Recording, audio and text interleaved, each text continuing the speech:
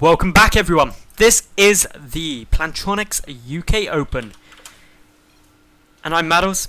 We're getting into map number 3 of this best of 3, the ace game, where things start getting very, very tense. The winner of this moves on forward to the lovely semi-final stage.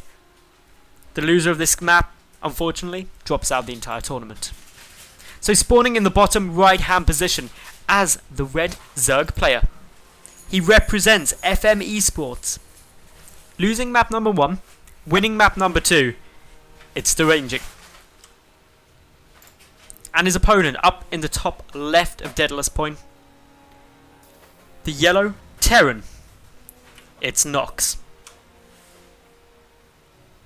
Nox winning game number 1 with endless harassment, but in map number 2 went for a mech style play that didn't really work out for him.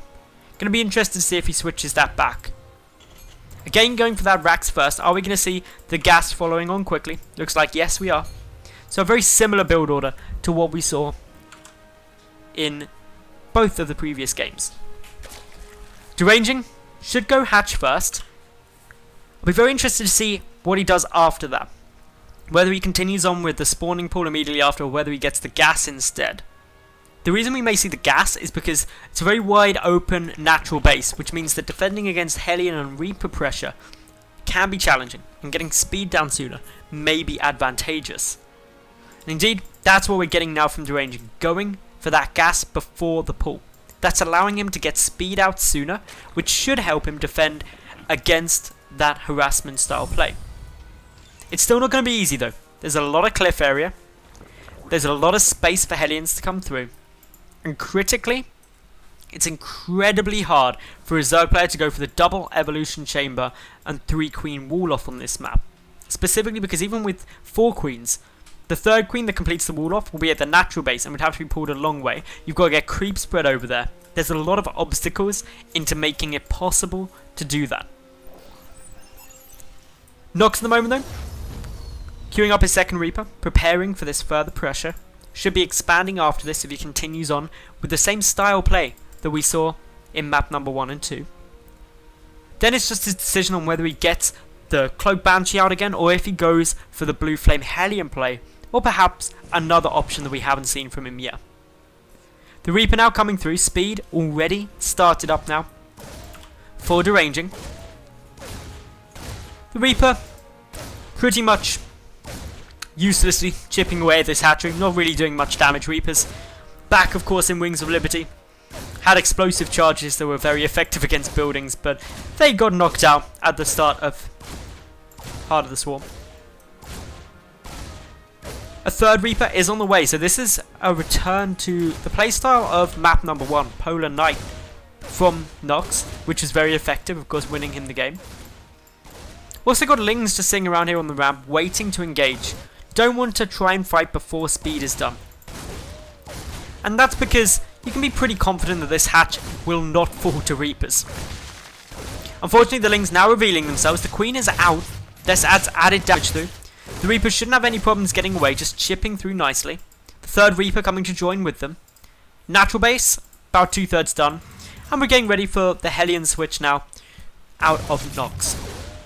Deranging doesn't have that many Lings, only 6 on the field, and they're starting to get very low on health as well. Both players demonstrating some good control of their units, preventing anything from dying yet. Resources lost are only on Deranging side, with a single drone dying.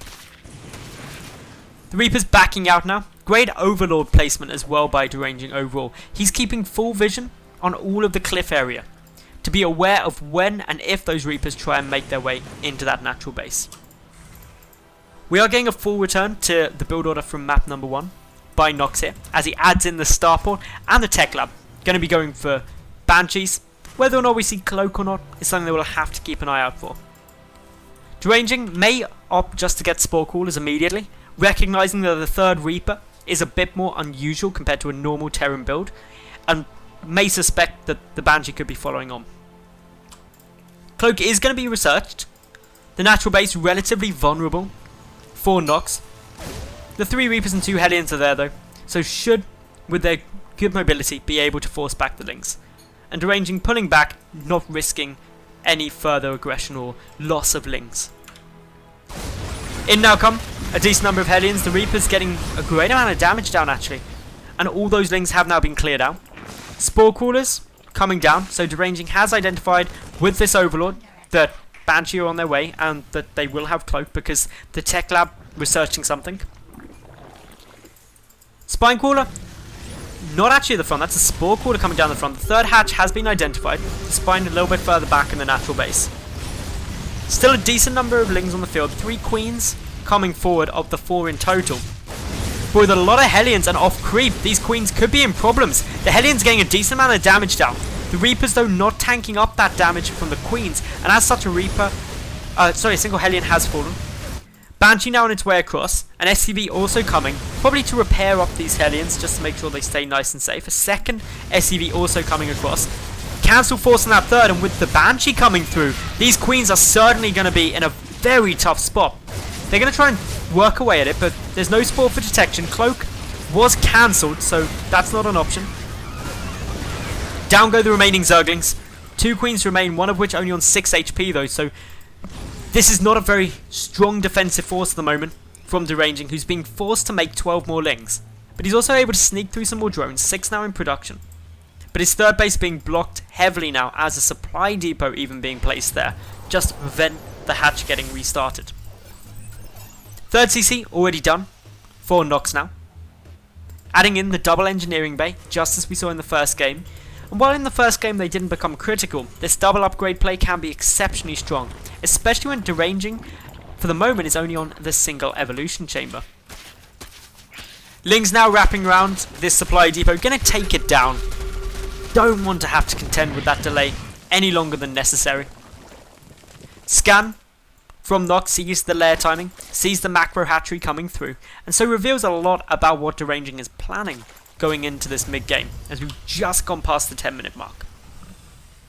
Back at home, still not too much here. A couple of medevacs going to be added in. Should signal a fairly normal timing push out of Nox. Generally, the 2 medevacs hitting between sort of 9 and 11 minutes do signal when pressure will start coming. This Banshee doing an awesome bit of work, and since there is only the 4 Queens, but all of which are out of position, this hatch is taking a pretty big beating. And while it won't be able to kill the hatchery, getting this damage down weakens it up for later on if a small little group of units try and come through. So Deranging does need to be nice and careful. Nox still just playing around, flirting with danger with this Banshee. Heading up in towards the main where there is a Spore. But to be honest, I wouldn't be surprised to see him turn back round and try and start hitting this hatch again as the Queen's go out. And that's precisely what he's going to do. The Spore burrowing up, but a long way out. A Queen now in the main, going to try and start damaging this Banshee away, but look at the damage being done to this hatch, and with the push coming across, or preparing to come across, it could be bad. Over now come these units. Quick pickup. A couple of Reapers getting in that medevac. The rest of these ground units should head towards the third, and a bit of multi-prong harassment going to be coming through. A Spire from Deranging just now started, morphing in a couple of Banelings, and also sitting at a relatively low 9 drone count, but with 7 Banelings that'll be cleaned up quickly. Medevacs now, just waiting, right next to an Overlord though, so it reveals that they're there, but I don't think Deranging actually has enough units to be in 2 places at once. Deranging needs to make sure that that third base stays up. In come the Banelings now, a quick little pickup. Quite a few Banes detonate there. A move in now towards the third, that hatch very low. Not getting targeted yet, but I'm sure is about to. May even sacrifice some of these units to try and confirm the kill. Down to the natural, drop a gain coming through. A medevac though gets taken out. That means the Queen's going to be able to prevent too much more. The main base now going to be the target from Nox. Probably going to have to pick straight back up though and boost out. Now can head down to the third since Deranging has been pulled out of position. The hatchery should be the target here. It can go down relatively easily. Down it goes. Deranging takes a big loss, especially when Nox, he's already on 3 bases. So he's now a base up on his opponent. And yes, Mutalisks are coming out. But purely from an economic standpoint, if your Terran player is on equal bases to you, it's not ideal. If they're on a base up on you, it's tragic. Such a good economy now for this Terran player. And Deranging is going to have to do something pretty special. He needs to get some great Baneling hits, some nice flanks, and prevent the Widow Mines from shutting down too much of his Zergling and Baneling force. If he can achieve that while taking this 4th base too, he's still in this game. But it's going to come down to how he defends this next push. He's got to get a beautiful engagement. The Widow Mines are clumped up. Some great detonations from those Banelings on the Marines. But where's the rest of the units? A Mana Mule again being called down. Drones now starting to get worked away at. Deranging supply is down pretty low. But he's got the Mutalisks coming through. They should be able to clean up a lot of this. Widow Mine hit does go down. Worker count now 66 to 54. And I don't believe it, 11 workers have again been killed by Nox this game. And I say I can't believe it because he's lost 11 every time. GG is called, and that is because... Oh no, actually that wasn't taken out. GG's called, just seeing those resupplying units coming across. And therefore, Nox advances forward into the semi-final, 2-1 against Deranging.